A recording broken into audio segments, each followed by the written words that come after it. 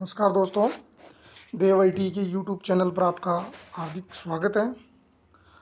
आज अपन electrician theory के निमी pattern पर आधारित प्रश्न पत्र जो सभी टेक्निकल एग्जाम के लिए बहुत ही महत्वपूर्ण है, जो आईटीआई सीबीटी एग्ज़ाम है उसके लिए भी बहुत ही इम्पोर्टेंट है। ठीक है, चलो अपन निमी पैटर्न पर आधारित क्वेश्चन हल करने जा रहे हैं, जिसमें पहला क्वेश्चन है, तांबे के परमाणु के तीसरी कक्षा में कितने इलेक्ट्रॉन होते हैं। जो तांबे का परमाणु क्रमांक होता है उसकी तीसरी कक्षा में कितने इलेक्ट्रॉन होते हैं। देखो, तांबे का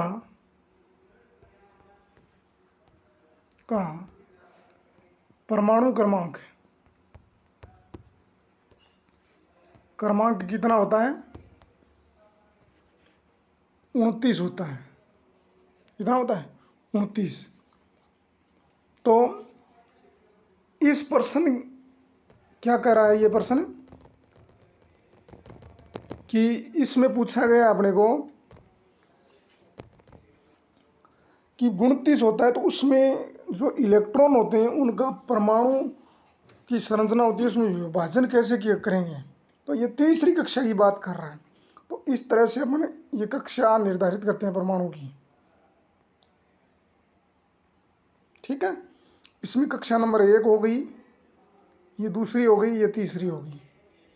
तो इसमें कितने इलेक्ट्रॉन आएंगे, तो इसमें अपन क्या करते हैं, 2n² फॉर्मूले के द्वारा अपन कक्षा का निर्धारण करते हैं। तो उसमें इलेक्ट्रॉन n है, वो कक्षा का संख्या बताता है। ठीक है, इस प्रकार से जैसे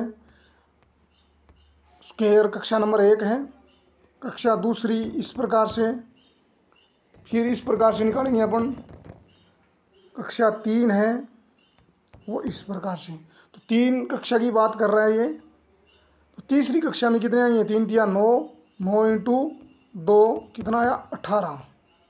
ठीक है, तो 18 इलेक्ट्रॉन क्या रहेंगे, अपनी तीसरी कक्षा में रहेंगे। तो इसका सही करेक्ट आंसर होगा सी ऑप्शन, इसका सही होगा। चलो अगला क्वेश्चन, अर्धचालक पदार्थ कौन सा है। देखो, अर्धचालक पदार्थ है वो, इसमें ऑप्शन दे रखा है यूरेका। यूरेका एक चालक पदार्थ है, एबोनाइट अचालक पदार्थ है, मैग्नीन है वो एक चालक है, और डी ऑप्शन में दे रखा है जर्मेनियम है वो एक प्रकार का अर्धचालक है। तो इसका सही करेक्ट आंसर होगा जर्मेनियम। क्या होगा, जर्मेनियम। ठीक है, चलो अगला क्वेश्चन, क्वेश्चन संख्या 3, नियॉन ध्रुवता संकेत का एसी आपूर्ति जांचते समय संकेत क्या होता है। नियॉन ध्रुवता संकेत का एसी आपूर्ति जांचते समय संकेत क्या होता है। तो इसने ऑप्शन दे रखा है, दोनों इलेक्ट्रोड जलेंगे, केवल एक इलेक्ट्रोड जलता है, दोनों इलेक्ट्रोड चमकते हैं, और डी में दे रखा है एक इलेक्ट्रोड जलेगा और दूसरा चमकेगा। लेकिन इस क्वेश्चन में यह पूछा है कि इसको एसी आपूर्ति पर लगाएंगे तो इलेक्ट्रोड जलेंगे नहीं, कि दोनों इलेक्ट्रोड क्या होंगे, चमकने शुरू हो जाएंगे। ठीक है, इस पर किसी प्रकार की पोलरिटी नहीं होती है। चलो अपना क्वेश्चन का आंसर क्या रहेगा, सी। चलो अगला क्वेश्चन, अगला क्वेश्चन है, 500 वाट के लैंप को 5 घंटे जलाने पर विद्युत ऊर्जा की खपत को यूनिट में निकालिए। तो विद्युत ऊर्जा की खपत को यूनिट में निकालने के लिए इसका फॉर्मूला होता है kWh बराबर वाट इंटू समय बटा 1000, इस प्रकार से निकालते हैं। ठीक है, इस सूत्र की सहायता से निकालेंगे। तो अब देखो, अपने पास वाट कितना है, 500, समय कितना है 5 घंटे, बटा 1000। तो इसको कैलकुलेट करेंगे अपन। तो इसको कैलकुलेट किया, ठीक है, कैलकुलेट करने पर क्या आया, 5/2, 2 को विभाजित किया तो विभाजन करने पर 2.5, तो kWh kWh। तो अपना इस क्वेश्चन का सही आंसर क्या रहेगा? डी ऑप्शन सही रहेगा। ठीक है, चलो अगला क्वेश्चन। अगला प्रश्न है 100 वाट ऑब्लिक 250 वोल्ट से रेटेड बल्ब के गर्म प्रतिरोध का मान क्या होगा? गर्म प्रतिरोध का मान पूछा है। 100 वाट का लैंप है तो इसका प्रतिरोध का मान कितना होगा? 100 वाट का एक लैंप दे रखा है तो इसमें अपन फॉर्मूला लगाते हैं, P बराबर V²/R। तो अपने को ज्ञात क्या करना है? प्रतिरोध निकालना है। R बराबर V²/P। इस फॉर्मूले के द्वारा अपन इस क्वेश्चन का आंसर निकालेंगे। तो किस तरह से निकालेंगे? देखो, P बराबर V का मान कितना है? 250 इंटू 250 बटे कितना है? 100। तो कितना आया? 25 को 25 से मल्टीप्लाई किया तो 625। कितना आया? 625। ठीक है, आंसर इसका करेक्ट रहेगा, डी ऑप्शन इसका सही रहेगा। ठीक है, चलो अगला क्वेश्चन। अगला क्वेश्चन है कि कौन सा नियम कहता है कि बंद विद्युत परिपथ में लगाया गया वोल्टेज पाथ के योग के बराबर होता है? तो पहला ऑप्शन है ओम का नियम, दूसरा है प्रतिरोध के नियम, तीसरा है किरचॉफ का पहला नियम और चौथा है किरचॉफ का दूसरा नियम। तो देखो, ओम का नियम तो क्या कहता है? ओम का नियम होता है किसी बंद डीसी परिपथ में उसके सिरों पर पैदा होने वाला विभवांतर और उसी प्रतिरोध में से प्रवाहित होने वाली विद्युत धारा के समानुपाती होता है। लेकिन ओम का नियम भी नहीं है, प्रतिरोध का नियम भी नहीं है, किरचॉफ का पहला नियम।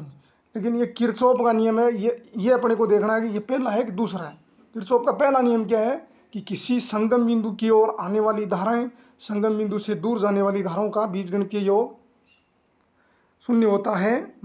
ठीक है, और दूसरा नियम है वो क्या कहता है? किसी बंद विद्युत परिपथ में लगाया गया वोल्टेज और वोल्टेज ड्रॉप के योग के बराबर होता है। तो किरचॉफ का दूसरा नियम है ये। ठीक है, डी ऑप्शन। चलो अगला क्वेश्चन है 200 वाट ऑब्लिक 240 वोल्ट के दो लैंप श्रेणी क्रम में जुड़े हुए हैं, कुल शक्ति ज्ञात कीजिए। देखो, श्रेणी क्रम में जुड़े हुए हैं तो उसके लिए फॉर्मूला यूज में लेते हैं अपन, PT बराबर 1/PT बराबर 1/P1 प्लस 1/P2। तो ये फॉर्मूला अपन काम में लेते हैं। तो इस फॉर्मूले के द्वारा अपन क्या करेंगे? इस क्वेश्चन का आंसर निकालेंगे। तो 1/PT बराबर 1/200 प्लस 1/200। तो इसका लघुत्तम ले लें तो 200 आया, 1 प्लस 1 कितना आया? 2/200। तो 1/PT बराबर 2/200। तो 2/200 मतलब PT ज्ञात करेंगे तो PT बराबर 200/2। तो कितना आया? 100। कितना आया? 100 वाट। 100 वाट इसका अपना करेक्ट आंसर रहेगा। तो इसका सही करेक्ट आंसर 100 वाट होगा। बी ऑप्शन इसका सही होगा। ठीक है, चलो अगला क्वेश्चन है यदि 3 प्रतिरोध R1, R2 और R3 समांतर परिपथ में जुड़े हों तो कुल प्रतिरोध ज्ञात कीजिए। देखो, ऑप्शन ए में दे रखा है RT बराबर R1 plus R2 plus R3। ये तो सीरीज का है, श्रेणी क्रम। और बी है वो दे रखा है सॉरी RT बराबर 1/R1 plus 1/R2 plus 1/R3, ये भी नहीं है। सी ऑप्शन में दे रखा है RT बराबर 1/R1 plus R2 plus R3, ये भी नहीं है।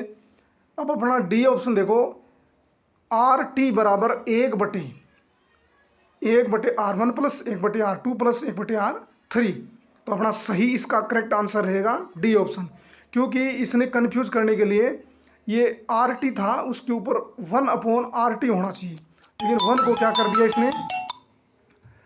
दिया इसने, एक यहाँ कर दिया, आगे बढ़ा दिया। ठीक है, चलो अगला क्वेश्चन है, सुपर कंडक्टर की कंडक्टिविटी होती है।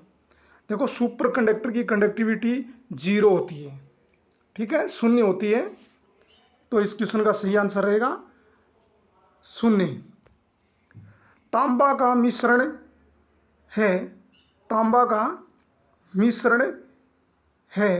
तो तांबा का मिश्रण होता है, तो इसका सही आंसर करेक्ट आंसर रहेगा वो 3 नंबर, कॉपर और जिंक, 3 नंबर इसका सही करेक्ट आंसर रहेगा। चलो अगला क्वेश्चन है, प्रतिरोध का क्या नाम है। प्रतिरोध का नाम पूछा है, जो आपने को आकृति दी गई है, इस आकृति किस प्रकार का प्रतिरोध है ये, तो इसने ऑप्शन दे रखा है धातु फिल्म प्रतिरोध, तार बंधे हुए प्रतिरोध, कार्बन फिल्म प्रतिरोध, कार्बन मिश्रित प्रतिरोध, तो इसका सही करेक्ट आंसर रहेगा अपना बी, वायर बाउंड प्रतिरोध है ये। ठीक है, चलो अगला क्वेश्चन है, रंगकूट विधि के द्वारा प्रतिरोध का मान बताइए। रंगकूट विधि के द्वारा प्रतिरोध का मान पूछा है, आपने पढ़ा होगा, रंगकूट विधि के द्वारा अपने को मान पूछा है, वो मान कैसे निकालना है, तो आपने पढ़ा होगा कलर कोड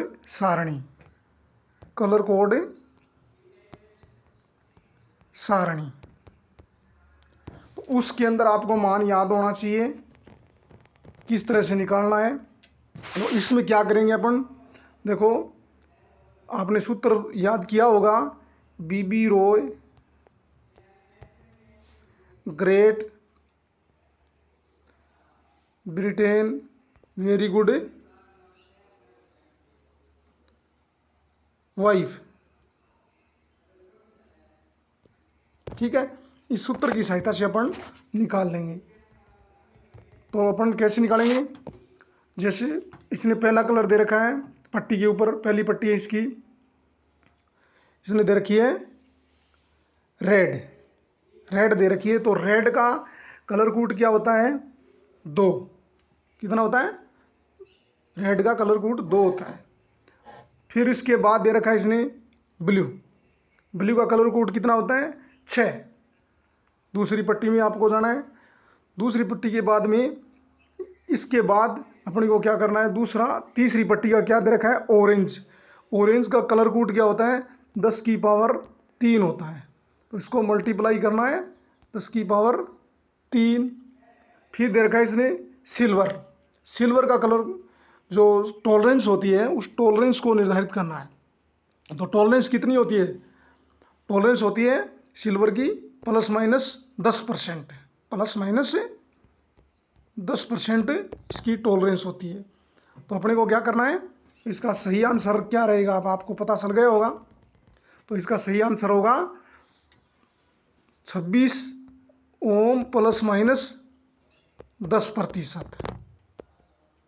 ठीक है, तो इसका सही करेक्ट आंसर होगा बी ऑप्शन, इसका करेक्ट रहेगा। ठीक है, चलो अगला क्वेश्चन है, किस पदार्थ में ऋणात्मक ताप गुणांक होता है। किस पदार्थ में ऋणात्मक ताप गुणांक होता है। देखो इसने दे रखा अब्रक, यूरेका, दूसरे ऑप्शन में यूरेका, तीसरे में तांबा, और डी ऑप्शन में दे रखा है मैग्नीन। देखो तांबा मैग्नीन ये सभी चालक हैं, यूरेका चालक है, लेकिन इसने पूछा है कि ऋणात्मक ताप गुणांक कि तापमान बढ़ने से इसका प्रतिरोध घटता है या तापमान घटने से इसका प्रतिरोध बढ़ता है। ठीक है, तो अपने को ये पूछा है, तो अब्रक होता है माइका, ये क्या होता है, ताप किसी मतलब ऋणात्मक ताप गुणांक पर आधारित होती है। ये ऊष्मा का मतलब कुचालक भी है, धारा का भी कुचालक है, दोनों काम है। ठीक है, तो माइका इसका करेक्ट आंसर रहेगा। चलो अगला क्वेश्चन। निम्न में से कंडक्टिव मटेरियल की कम रेजिस्टिविटी होती है। सबसे कम रेजिस्टिविटी पूछी है तो किसकी होती है? तो अपने को मटेरियल की सबसे कम कंडक्टिविटी वो किसकी होती है? रेजिस्टिविटी पूछी है। सबसे कम प्रतिरोध पूछा है, सबसे कम प्रतिरोध सिल्वर।